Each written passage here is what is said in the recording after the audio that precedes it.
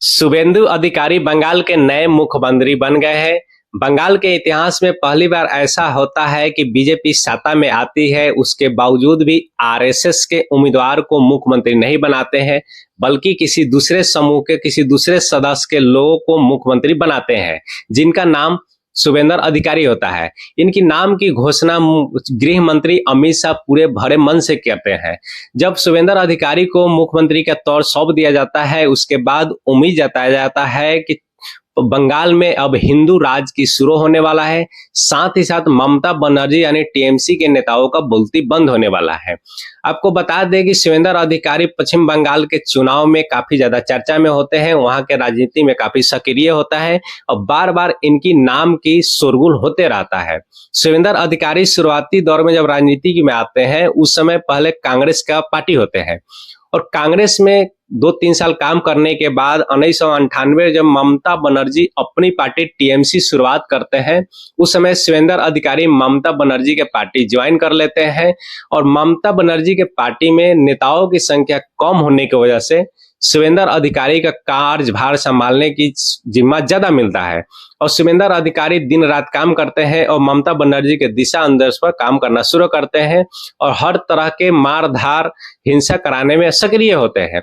आगे चल के नंदीग्राम के क्षेत्रों में भूमि अतिक्रमण हटाने का एक आंदोलन होता है, जिसका भूमिका शुभेंदु अधिकारी खूब निभाते हैं। आगे चल के पुलिस प्रशासन यानी सीबीआई के द्वारा शुभेंदु अधिकारी पर आरोप लगता है कि आंदोलन के दौरान उग्रवादियों को बंदूक व्यवस्था कराने में शुभेंदु अधिकारी सक्रिय थे। उसी बल पर शुभेंदु अधिकारी वो आंदोलन जी जाते हैं और पूरे बंगाल में ममता बनर्जी यानी टीएमसी के जड़ मजबूत कर देते हैं। इसी के बल पे आगे चल के 2011 में टीएमसी यानी ममता बनर्जी बंगाल में अपनी सरकार बनाती है और ममता बनर्जी भी शुभेंदु अधिकारी को खुश करने के लिए बार बार नंदीग्राम से इनको विधायक बनने का मौका देते हैं। 2015 और 16-17 के करीब में ममता बनर्जी अपने भतीजा अभिषेक बनर्जी को टीएमसी का कार्यभार संभालने का ज्यादा मौका देते हैं और शुभेंदु अधिकारी का मान सम्मान में थोड़ा कम करना शुरू करते हैं। उसके बाद शुभेंदु अधिकारी नाराज होकर टीएमसी यानी ममता बनर्जी के पार्टी छोड़ के बीजेपी ज्वाइन कर लेते हैं। बीजेपी ज्वाइन करने के बाद 2021 के चुनाव में ममता बनर्जी के विपक्ष में विपुल फूंक देते हैं और सिर्फ हिंदू और मुस्लिम करना शुरू करते हैं। इसी के तर्ज पे 2021 में जहां से पहले से ही नंदीग्राम में ममता बनर्जी मुख्यमंत्री होते हुए वहां के विधायक होती है, उन्हीं के विरोध में जब चुनाव में अपना नामांकन भरते हैं और बीजेपी के सीट से आकर ममता बनर्जी को चुनाव में हरा देते हैं। जब ममता बनर्जी को नंदीग्राम से हराते हैं, उसके बाद पूरे बंगाल सहित पूरे देश में शुभेंदु अधिकारी के नाम का चर्चा शुरू हो जाता है। आगे चल के भले वहां पे उपचुनाव होता है जहां पे ममता बनर्जी की जीत होती है, लेकिन 2026 के चुनाव में एक बार फिर से शुभेंदु अधिकारी हाथ धोकर ममता बनर्जी के पीछे पड़ जाते हैं। एक नंदीग्राम सीट जहां से इनका खुद का वोट बैंक एरिया होता है, वहां से चुनाव लड़ते हैं, वहां से जीतते हैं। साथ ही साथ ममता बनर्जी को कमजोर करने के लिए, ममता बनर्जी को शांत करने के लिए ममता बनर्जी भवानीपुर से चुनाव लड़ते हैं।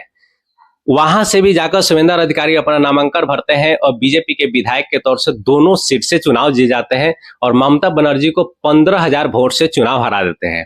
यानी जो व्यक्ति ममता बनर्जी को बना सकता है, टीएमसी को बना सकता है, वही व्यक्ति ममता बनर्जी को शांत कर दिया, टीएमसी को शांत कर दिया।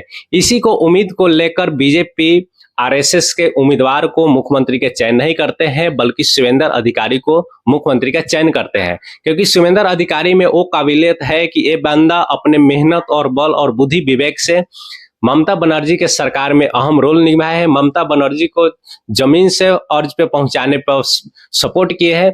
उसी तरह अब विरोध में आकर ममता बनर्जी को शांत करने में भी सफल हो रहे हैं। दोस्तों, जिस तरह से शुभेंदु अधिकारी ममता बनर्जी को शांत करने में सफल हो गए हैं, इसी को देखकर बीजेपी के द्वारा मुख्यमंत्री पद का इनको चयनित किया जाता है।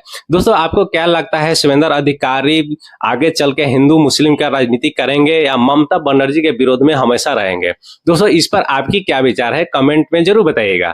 जय हिंद दोस्तों।